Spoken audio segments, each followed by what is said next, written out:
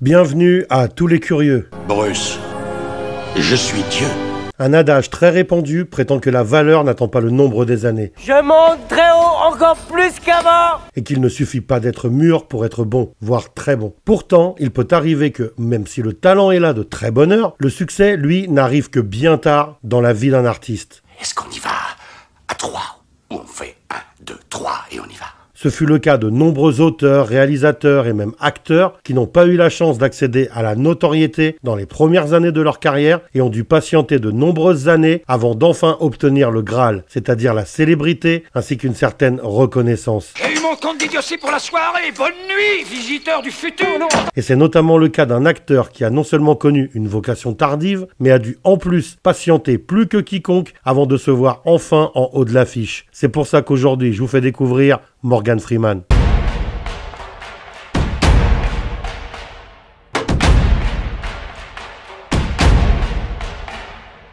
Morgan Freeman n'a jamais été un jeune premier, c'est le moins qu'on puisse dire. Et il a commencé sa carrière assez tard, un peu comme Alan Rickman. Et sa voix reconnaissable entre mille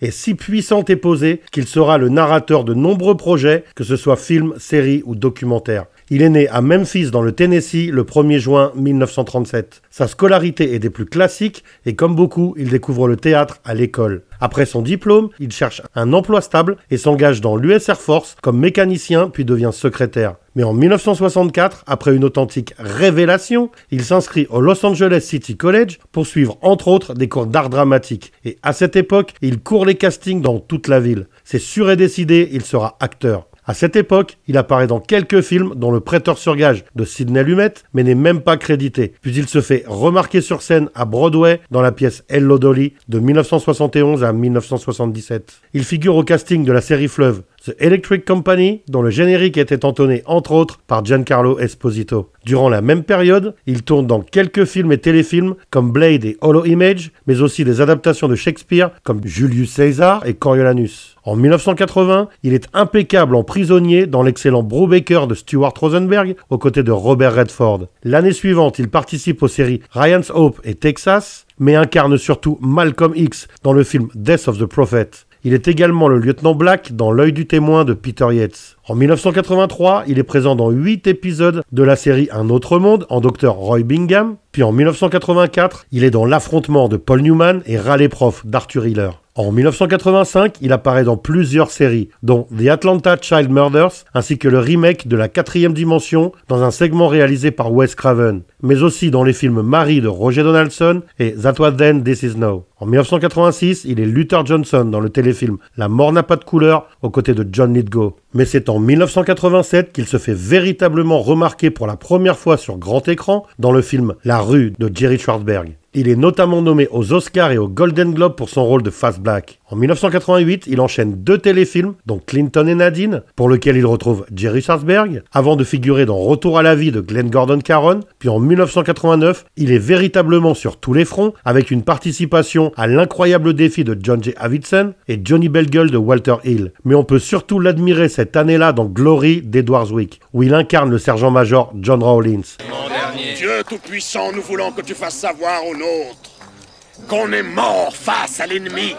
Ainsi que dans Miss Daisy et son chauffeur, pour lequel il remporte un Golden Globe. Vous avez pris le mauvais tournant ou le palaïka? Mais vous l'avez pris avec moi, Miss Daisy. Dans ce film de Bruce Beresford, qui narre de fort belle manière une amitié aussi longue qu'improbable entre un chauffeur attentionné et sa patronne devenant sénile, Morgan Freeman dévoile tout son savoir-faire et la subtilité de son jeu. Si vous savez ce que je vois, c'est que vous voyez avec mes yeux. En 1990, il est le juge Leonard White pour Brian De Palma dans Le Bûcher des Vanités. L'honnêteté ne se marchande pas. Ce n'est ni un slogan, ni un contrat, ni une arnaque. Et préside au procès de Sherman McCoy, incarné quant à lui par Tom Hanks. Mais il figure également dans la mini-série télévisée Civil War. En 1991, il crève littéralement l'écran dans le blockbuster de Kevin Reynolds, Robin des Bois, Prince des voleurs, avec Kevin Costner et Alan Rickman. Mais j'aime trop les miens. Et je refuse de les déshonorer. Dans le rôle d'Azim, un mort que Robin de Loxley ramène des croisades et qui lui est redevable. Dis-moi, l'ami, quel nom est cela, Azim? Gaélique? Celtique? Mort.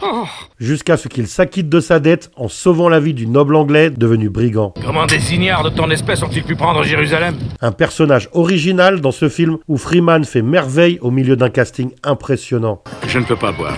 Eh ben, pendant que tu me convertiras, je boirai. En 1992, il retrouve John J. Avildsen pour La puissance de l'ange et figure surtout au casting du chef-d'œuvre multi-oscarisé de Clint Eastwood, Impitoyable, dans le rôle de Ned Logan. Puis en 1994, il figure dans un autre chef-d'œuvre, mais dans un tout autre style, Les Évadés de Frank Darabont. Il y incarne Red, un prisonnier qui est également le narrateur de l'histoire. Il doit y avoir un détenu comme moi dans chaque prison d'Amérique.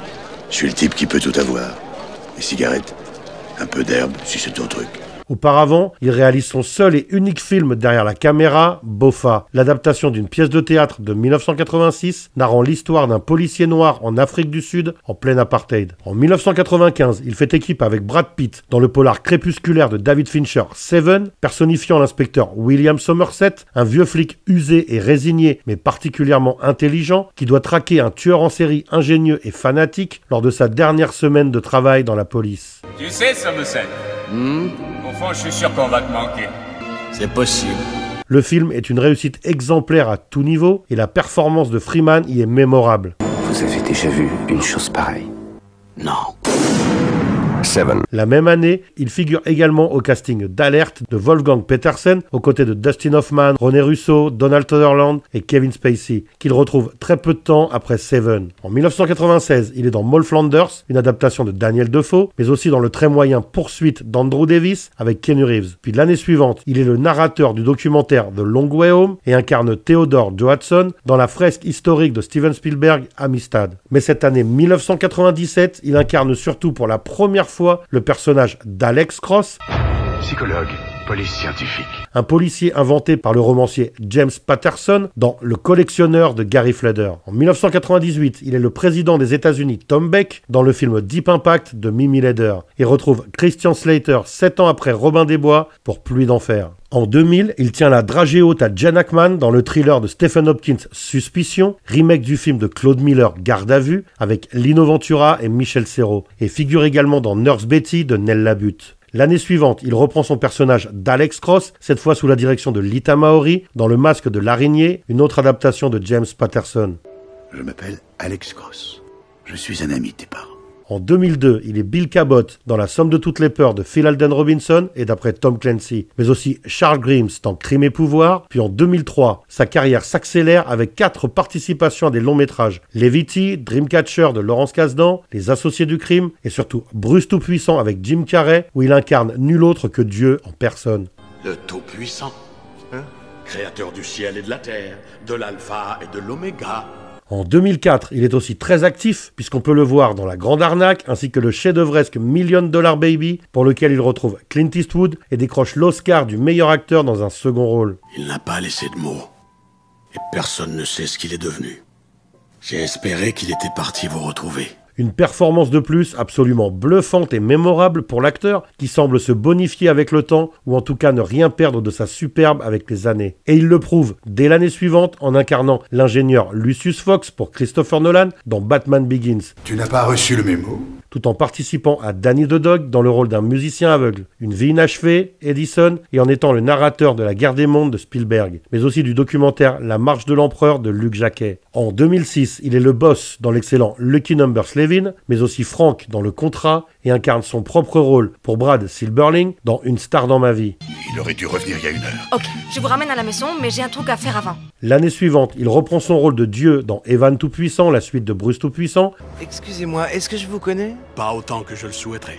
Mais figure également dans Festin d'amour, Sans plus attendre de Rob Reiner et le polar Gone Baby Gone de Ben Affleck. En 2008, il est le narrateur de Love Guru, mais reprend également son rôle de Lucius Fox dans The Dark Knight et personnifie Sloane dans Wanted de Timur Bekmambetov. Il termine la décennie en beauté en incarnant Nelson Mandela dans Invictus de Clint Eastwood, qu'il retrouve pour la 3e fois après Impitoyable et $1 Million Baby. Je pense que nous devrions rétablir les Springboks. Mais on peut également le voir dans The Code de Mimi Leder et Un plan d'enfer. En 2010, il figure à l'impressionnant casting de Red, aux côtés de Bruce Willis, John Malkovich et Helen Mirren. La meilleure faucheuse à la profession. La quoi? Je tue des gens, ma chère. Puis en 2011, il est présent dans Wishwizard et dans l'incroyable histoire de Winter le Dauphin. Mais il fait également les voix du narrateur dans We the People, le moyen-métrage Born to be Wild et le film Conan de Marcus Nispel. En 2012, il retrouve Christopher Nolan pour Dark Knight Rises, dernier volet de la trilogie du Dark Knight, toujours dans le rôle de Lucius Fox, mais est aussi présent dans Un été magique de Rob Reiner, qu'il retrouve également après Sans plus attendre. En 2013, il est Alan Trumbull, le président de la Chambre des représentants, dans La chute de la Maison Blanche d'Antoine Fuqua. Je veux parler aux Russes, aux Chinois, aux Britanniques et aux Français, dans cet ordre. Et figure également dans Oblivion de Joseph Kosinski, Insaisissable de Louis Leterrier et Las Vegas de John Turteltaub. Il fait par ailleurs la voix de Vitruvius dans La Grande Aventure Lego en 2014, tout en figurant dans Transcendance, Lucie de Luc Besson, Ruth et Alex et le second volet de l'histoire de Winter le Dauphin. Côté télévision, il est le narrateur de la série documentaire Voyage dans l'espace-temps de 2010 à 2014, puis devient le président de la Cour suprême pour 3 épisodes qu'il a lui-même réalisés dans Madame Secretary entre 2015 et 2017. Cette même année 2015, il est dans Ted 2, Code Momentum, L'honneur des guerriers et devient vice-président dans La chute de Londres, la suite du film d'Antoine Fuqua. En 2016, il commence la narration d'une série documentaire pour National Geographic, The Story of God. Retrouve Timur Bekmambetov pour Ben-Hur, ainsi que son rôle de Thaddeus Bradley dans Insaisissable 2, cette fois dirigé par John Chu. L'année suivante, il est dans Braquage à l'ancienne et Just Getting Started. Puis en 2019, il figure dans Casse-Noisette et les 4 Royaumes, co-dirigé par Lasse Hallström et Joe Johnston. Il termine cette décennie dans The Poisoned Rose et obtient une sacrée promotion en devenant président des États-Unis dans La chute du président. Ce sont les combats que nous livrons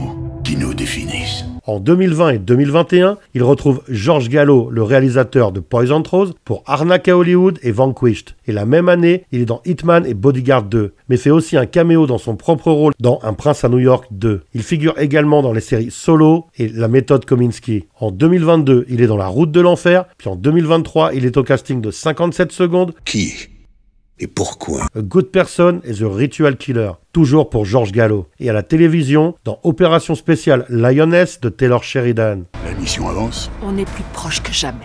En 2024, il est au générique du film Gunner de Dimitri Logothetis, ainsi que dans My Dead Friend Zoe, et ce sont pour l'instant les 2 derniers projets auxquels il est rattaché. Multi-récompensé, notamment pour La Rue, Miss Daisy et son chauffeur, Les Évadés, Seven, $1 Million Baby et Invictus. Réhabilité. Voyons que je réfléchisse. Morgan Freeman est à ce jour l'un des acteurs les plus populaires et les plus respectés que nous ayons sur le grand et le petit écran. John Doe a les cartes en main. Mais sa médiatisation n'est pas toujours à la hauteur de sa carrière, de sa longévité exceptionnelle au sommet de son art et de ses performances tout bonnement stratosphériques. J'ai retrouvé un travail. Le tien. Et c'est pour toutes ces raisons que je me devais de lui consacrer cette vidéo. Je pense que vous avez pris une décision sans avoir été suffisamment informé. J'espère que cette dernière vous aura plu et vous aura donné envie de découvrir certains de ces films que vous auriez ratés. Vous avez fait réviser la climatisation, je vous avais dit de la faire vérifier. C'est une drôle d'idée puisque vous ne me laissez jamais la toucher. Assez. Car lui est toujours bon, quel que soit le matériau. Alors soyez des nôtres avec Robin de Loxley. Voilà, vous en savez à présent un peu plus sur Morgan Freeman. N'hésitez pas à liker si vous avez aimé, à laisser des commentaires, à partager et à vous abonner pour soutenir la chaîne. À bientôt pour une nouvelle découverte. Soyez curieux.